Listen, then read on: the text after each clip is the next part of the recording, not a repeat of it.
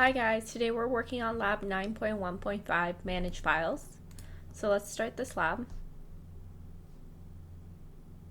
Scenario: you are the IT administrator for a small corporate network. The employee in Office 1 needs your assistance setting attributes on files and folders. In this lab, your task is to 1. Compress the D graphics folder and all of its contents. 2. Make the following files read-only and hide the D finance folder. Okay, so we're gonna first go ahead and click File Explorer. Okay, we're going to click this PC. We're going to go to the D drive, so double click that.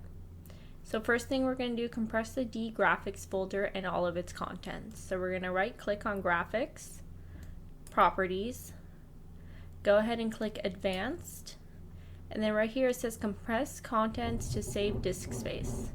So we're going to click that, click OK. And we're going to click Apply, and yeah, all of its contents, so folders, subfolders, files, click OK. Okay, so that one's done. And make the following files read-only, so DTools, Snagit, and DTools Audacity. So we're going to click this. First one, we're going to right-click, Properties, and check read-only, Apply, OK.